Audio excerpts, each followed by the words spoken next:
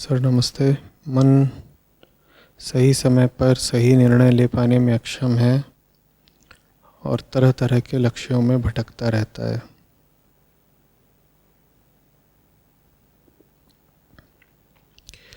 मन बाहर तरह तरह के लक्ष्यों में इसलिए भटकता रहता है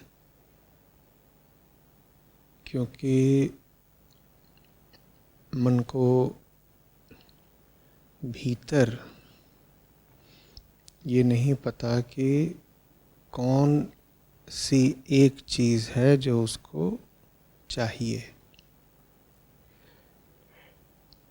बाहर जितने भी लक्ष्य बनाते हो, बाहर जितनी भी चीज़ें आकर्षित करती हैं,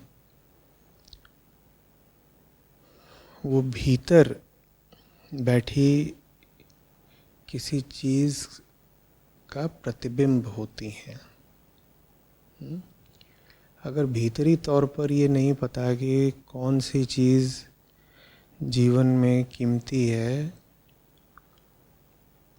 तो बाहर भी कौन सी चीज़ कीमती है, क्या पाना चाहिए, किस लक्ष्य के पीछे समय, जीवन, ऊर्जा लगानी चाहिए, ये स्पष्ट नहीं होगा। पर कुछ ना कुछ तो करना ही है। मन, शरीर, जिंदगी, ये सब गति के ही नाम है। तो फिर ऊल जलूल और अस्थाई लक्ष्यों के पीछे आदमी भागने लग जाता है। समझ में आ रही बात? पता नहीं है कि बाहर क्या चाहिए, किसकी तरफ बढ़ें, पर चूंकि जीवन है तो एक जगह खड़े भी नहीं रह सकते।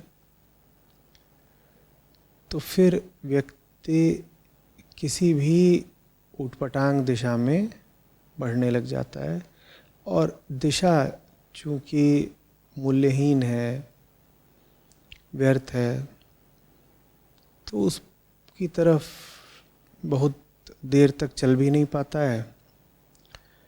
थोड़ी देर में रास्ता बदल के, लक्ष्य बदल के, मन बदल के किसी और तरफ देखने लग जाता है, उधर को बढ़ लेता है। और सवाल हम यही पूछते हैं कि हमें अपना लक्ष्य बाहर का पता नहीं चल रहा। जो इसमें मूल सिद्धांत है उस पर ध्यान दो। बाहर तुम क्या लक्ष्य बनाते हो, ये इस पर निर्भर करता है कि भीतर तुम किस चीज़ को मूल्य देते हो। सीधी सपाट बात है। और बाहर अगर तुम्हारे पास 30, 40, 50 लक्ष्य हैं जो बनते बिगड़ते रहते हैं, तो इसका अर्थ ये है कि भीतर भी तुम 50 चीज़ों को मूल्य देते हो और उन 50 चीज़ों में से किसी भी एक चीज़ को बहुत मूल्य नहीं देते हो, पूरा मूल्य नहीं देते हो। ज़िंदगी में कोई भी ऐसी बात नहीं है जो तुम्हें प्राणों से ज़्यादा प्यारी हो, जो तुम्हारे लिए इतनी कीमती हो कि उसके पीछे तुम सब कुछ छोड़ सकते हो। तो जिसकी ऐसी हालत होती है वो थाली का बैंगन हो जाता है। जिधर को थोड़ा सा लालच दिखा उधर को बढ़ लिए, जिधर गए थोड़ा घाटा हुआ, थोड़ी तकलीफ़, थोड़ी चुनौती मिली, उधर से भाग लिए। और ऐसे ही ज़िंदगी उसकी चलती रहती है। उसके पास कुछ नहीं होता जीने के लिए केंद्रीय आधार। उसके पास कुछ नहीं होता जो उसे लगातार ही याद बना रहता हो। फिर उसका मन बिल्कुल सड़क के यातायात जैसा होता है। गाड़ियाँ आ रही हैं, जा रही हैं,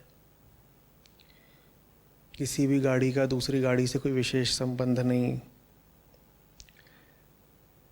कभी यातायात ट्रैफिक बहुत बढ़ गया, कभी कम हो गया, रात के वक्त थोड़ा कम हो गया, सो लिए। और सब जो गाड़ियां हैं वो एक दूसरे से भिन्न होते हुए भी जा एक ही दिशा में रही हैं, आ भी एक ही दिशा से रही हैं। ऐसा होता है आम व्यक्ति का मन, कि जैसे कोई ये न जानता हो कि उसको चाहिए क्या है और किसी बाज़ार में पहुंच जाए और वहाँ जो कुछ भी है वही उसको कभी इधर खींचता है, कभी उधर खींचता है। आंतरिक स्पष्टता ज़रूरी है। आंतरिक रूप से अगर तुम्हारे पास कुछ ऐसा नहीं है जो तुम्हारे ज़हन पर लगातार छाया रहता हो, जिसकी याद तुम कभी भूल ना पाते हो, तो ज़िंदगी में बड़ी दुर्गति रहेगी। क्योंकि मन में कुछ ना कुछ तो चलते ही रहना है ना। तो फिर कुछ ही चलता रहेगा, कुछ भी चलता रहेगा। कोई एक मूल सशक्त केंद्रीय भाव तो है नहीं। तो फिर क्या है मन में? टूटे छितराए फुटकर विचार। और जिस वक्त जो विचार है ऐसा लग रहा है कि उस वक्त वही सबसे बड़ी चीज़ है। जैसे कोई बच्चा हो ना समझ, उसको बैठा दिया गया है सिनेमा के पर्दे के सामने, और जो भी दृश्य आ रहे हैं एक के बाद एक, और बहुत परिवर्तनशील होते हैं उसमें दृश्य। सिनेमा में भी एक सेकंड में तुम्हारे सामने कुछ नहीं तो 20 दृश्य आ जाते हैं। तभी तो लगता है कि जो हो रहा है वो लगातार हो रहा है। तो जो भी दृश्य आ रहे हैं उस बच्चे के सामने, उसको वही दृश्य बिल्कुल पकड़ ले रहे हैं। उसको लग रहा है यही तो असली चीज़ है। वही सामने से घोड़ा दौड़ रहा है पर्दे पर, बच्चा उसी में बिल्कुल खो गया, लिप्त हो गया, और खट से दृश्य बदल जाता है, जैसे संसार में दृश्य बदलते हैं। एक नदी दिखाई देने लगती है, एक पहाड़ दिखाई देने लगता है, कहीं गोलियां चलने लगती हैं, कहीं कुछ नाचने गाने का हंसने का कार्यक्रम होने लगता है, कहीं कोई बीमार हो जाता है, कोई बिछड़ जाता है, कोई मर जाता है। और सामने जो भी दृश्य आ रहा है बच्चा उसी में पूरे तरीके से घिर जा रहा है। उसके पास जैसे कोई आंतरिकता नहीं है, कुछ अपना नहीं है, कुछ ऐसा नहीं है जो पर्दे से आते दृश्यों से बिल्कुल बड़ा हो, इतना बड़ा हो कि पर्दे से जो कुछ भी उसके पास आ रहा है उससे वो बड़ी चीज़ अस्पर्शित रहे। कोई इतना बड़ा मुद्दा, इतना बड़ा मुद्दा कि सिनेमा पर जो भी चल रहा है वो मुद्दा एकदम छोटा, महत्वहीन पता चले। तो जब वो उतनी बड़ी और महत्वपूर्ण चीज़ जो सदा याद रहे, जो सदा ज़हन पर छाई रहे, जो ज़िंदगी का एक सतत और केंद्रीय मुद्दा हो, वो नहीं है आपके पास, तो फिर यही होगा ना।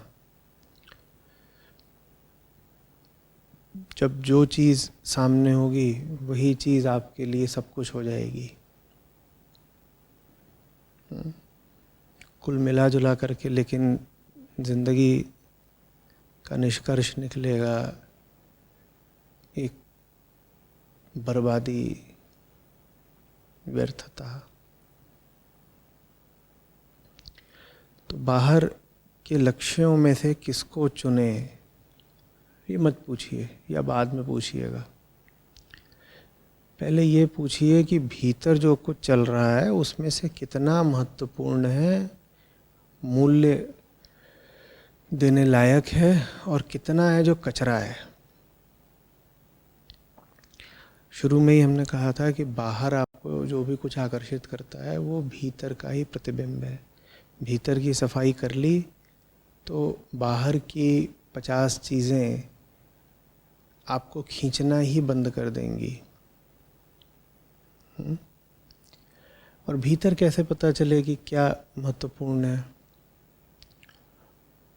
उसके लिए विशेष कोशिश करनी पड़ती है, क्योंकि आदमी और आदमी के मन की संरचना ऐसी है ही नहीं कि वो प्राकृतिक तौर पर योग्य हो या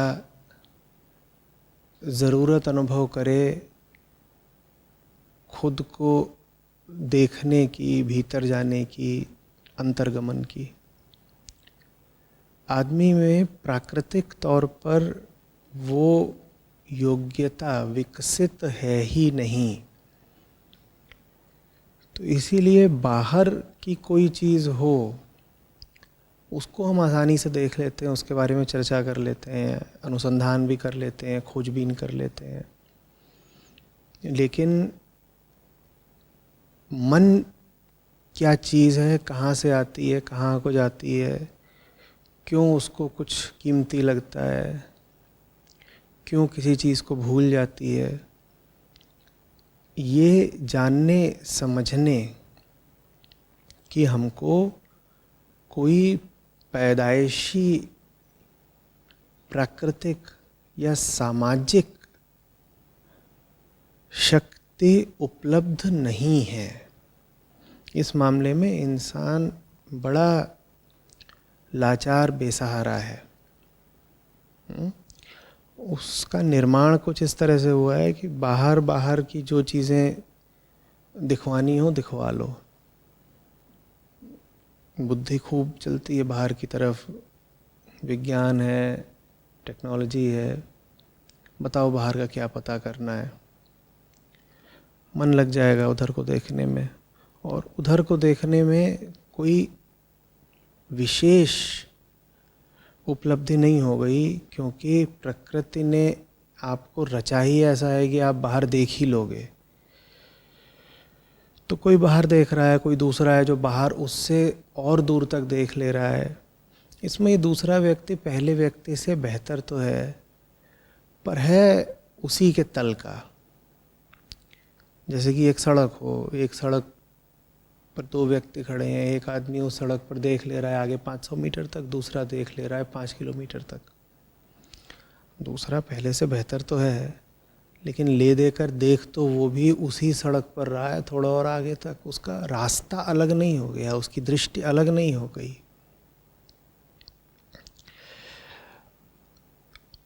अलग वो व्यक्ति है जो कुछ ऐसा कर ले जाए जिसके लिए हमें शारीरिक, प्राकृतिक तौर पर, जन्मगत तौर पर तैयार किया ही नहीं गया है। सोचने को आप ऐसे भी सोच सकते हैं कि आदमी के निर्माण में ही कुछ खोट है।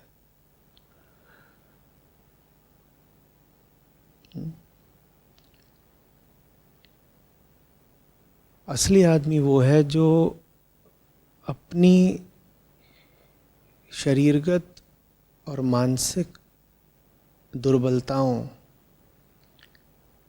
को चुनौती दे करके वो कर डाले जो उससे उसका शरीर कभी करवाना चाहता ही नहीं था। अब ये बात सुनने में ही अजीब लगती है ना, ये कैसे हो जाएगा? भाई एक मशीन है, वो काम कैसे करने शुरू कर देगी जिस काम के लिए उसको रचा ही नहीं गया है, उसका डिज़ाइन, उसकी अभी कल्पना ही ऐसी नहीं है कि वो मशीन वो काम करे। वो कैसे काम वो शुरू कर देगी?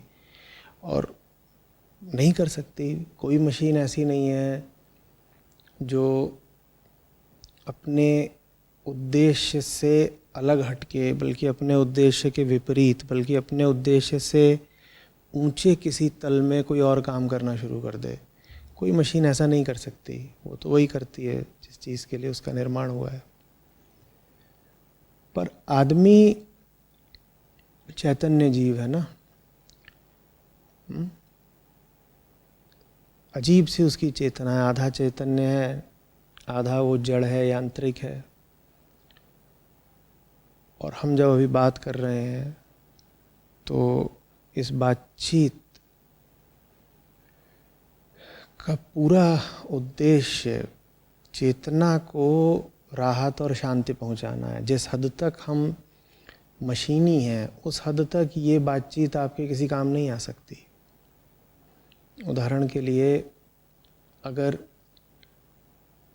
आपके शरीर की कोई हड्डी छोटी है तो बिल्कुल ऐसा नहीं होने वाला कि आप ये चर्चा सुनेंगे और उस हड्डी की लंबाई बढ़ जाएगी। लेकिन अपने शरीर की किसी छोटी हड्डी को लेकर के आपकी चेतना अगर परेशान रहती है तो ज़रूर इस बातचीत से कुछ लाभ हो सकता है। तो ये सारी बातचीत आदमी के उस हिस्से के लिए की जा रही है जो मशीनी नहीं है, जो चैतन्य है। और उस हिस्से को संबोधित करके अभी कहा जा रहा है कि जब तक तुम मशीन के क्रियाकलापों को चुनौती नहीं दोगे, हिम्मत नहीं दिखाओगे, कुछ ताकत नहीं बढ़ाओगे अपनी, तब तक तुम परेशान रहोगे ही। ये बातचीत इसीलिए हो रही है ना। किसी को राहत देने की ज़रूरत तब पड़ती है ना जब वो परेशान हो। ये सारी बातचीत अगर इसलिए है, सारा अध्यात्म अगर इसलिए है कि लोगों को शांति मिले, राहत मिले, तो प्रकट बात है कि लोग परेशान हैं। और परेशान इसीलिए हैं क्योंकि हमें जैसे रचा गया है तो हम पे जिम्मेदारी आ गई है कि हम वो कर डालें जो करने के लिए शायद हमें रचा ही नहीं गया है।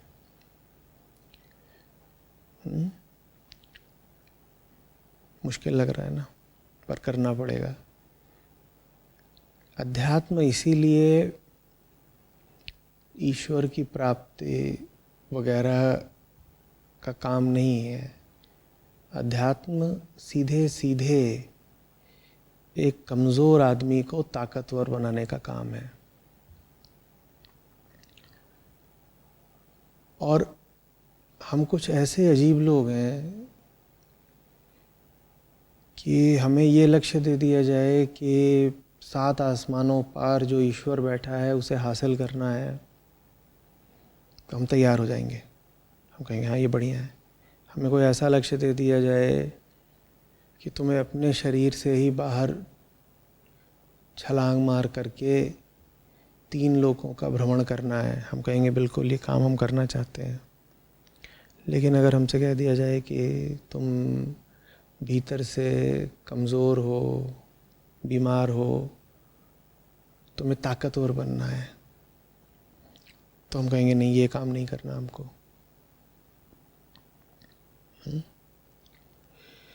ये काम मुश्किल तो है ही, और चूंकि ये काम मुश्किल है इसलिए इसमें अधिकांश लोगों को सहारा चाहिए। उसी सहारे का नाम है आध्यात्मिक ग्रंथ। मैं इसलिए बार बार कहता हूँ कि ज़िंदगी आप नहीं जी पाओगे सशक्त तौर पर अगर आप आध्यात्मिक ग्रंथों के पास नहीं हो। बहुत लोगों को बात समझ में नहीं आ रही मेरी। वो कहते हैं नहीं साहब क्या ज़रूरत है। हमें तो कोई ख़ास तकलीफ़ नहीं, जिन्हें कोई ख़ास तकलीफ़ नहीं उनसे मैं कहता हूँ मौज मारो, बाद में बात करेंगे। और फिर एक दूसरी कोटि के आते हैं, वो कहते हैं तकलीफ़ तो है लेकिन हम इलाज खुद ही कर लेंगे। या वो कहते हैं कि हाँ तकलीफ़ तो है पर हमें बहुत ज़्यादा अभी इस बात पर भरोसा नहीं है कि तकलीफ़ दूर करने के लिए ग्रंथ पढ़ना ज़रूरी है। उनको समझा रहा हूँ, काम बहुत मुश्किल है, अकेले नहीं कर पाओगे, इसलिए ग्रंथ चाहिए भाई। इस मशीन को अपने खिलाफ जाना है, नहीं हो पाएगा। और कभी किसी ने कर लिया होगा तो करोड़ों अरबों में एक होगा ना, किसी ऐतिहासिक व्यक्तित्व का या किसी विशेष संत या ऋषि का नाम लेकर के तुम सिद्ध करोगे कि उन्होंने तो कर लिया था, वो तो अपने भीतर प्रवेश कर गए थे, अपने मन को समझ गए थे, मन का कूड़ा कचड़ा साफ कर लिया था। जो चीज़ आप कह रहे हैं कि जीवन में एक केंद्रीय मूल्य होना चाहिए, उन्होंने उस केंद्रीय मूल्य की पहचान कर ली थी और वो उसी में लगातार डूबे रहते थे, वही चीज़ उनके मानस पर हमेशा छाई रहती थी, तो उन्होंने तो कर लिया था बिना ग्रंथों के। वो कोई करोड़ों अरबों में एक होता है ना। आपको विनम्रता के साथ स्वीकार करना चाहिए कि उन करोड़ों अरबों में आप शायद नहीं हैं। और फिर जो आदमी परेशान है उसको तो जो भी सहारा मिल रहा हो उसे स्वीकार करना चाहिए, कम से कम आजमाना चाहिए।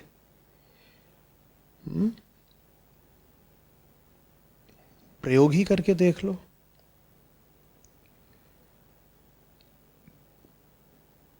मानो नहीं पर जांच तो सकते हो। इतनी तुम किताबें पढ़ते हो दुनिया भर की, उनकी भी किताबें पढ़ते हो जो कहते हैं कोई किताब नहीं पढ़नी चाहिए, तो कम से कम उन किताबों को भी पढ़कर देख लो जिसमें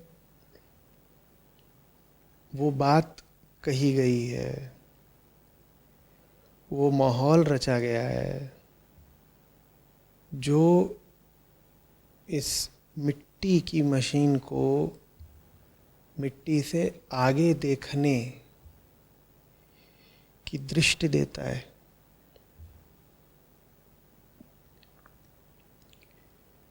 वो जब करोगे तभी भीतर सफाई आएगी, और भीतर जब सफाई आ गई तो फिर बाहर कौन सा लक्ष्य ठीक है कौन सा नहीं है ये बात अपने आप स्पष्ट हो जाएगी। जितने भी लोग इस सवाल से जूझ रहे हैं कि ज़िंदगी में किधर को चलें, क्या लक्ष्य बनाएं, क्या पाने लायक है क्या नहीं, 3-4 तरह के विकल्प हैं, कौन सा चुनें, इस तरह के सवाल सब लोगों के पास होते हैं, चाहे जवान हो, प्रौढ़ हो, वृद्ध हो, बल्कि बच्चों तक के पास अब ऐसे सवाल होते हैं कि निर्णय कैसे लें, डिसीजन मेकिंग। सभी से मैं कह रहा हूँ, बाहर तुम नहीं उलझे हुए हो। ये भ्रम मत पाल लेना कि तुम्हें बाहर क्या निर्णय लें ये बात नहीं समझ में आ रही है। तुम भीतर उलझे हुए हो, तुम भीतर फंसे हुए हो। तुम्हें ये नहीं पता है कि भीतर कौन सी चीज़ महत्वपूर्ण है। ये ललचाता है, ये लुभाता है, ये चीज़ आकर्षित करती है, वो चीज़ वादा करती है। इसमें से क्या है जो असली है, तुम्हें ये नहीं पता भीतरी तौर पर। और भीतरी तौर पर वो पता करने के लिए तुम्हें उनकी संगति करनी ही पड़ेगी जिन्होंने अपना पूरा जीवन यही जानने में निकाल दिया, जिन्होंने खुद भी जाना, जिन्होंने दूसरे जानकारों से, ज्ञानियों से भी जाना, सुना, सीखा, और जिन्होंने फिर आपके लिए पीछे अपने शब्दों की विरासत छोड़ दी, उनकी संगति करनी पड़ेगी। उनकी संगति किए बिना अगर तुम सोच रहे हो कि भ्रमजाल से खुद ही तुम निपट लोगे, बाहर आ जाओगे, तो मुझे यही कहना होगा कि इसकी संभावना लगभग शून्य है, नहीं हो पाएगा।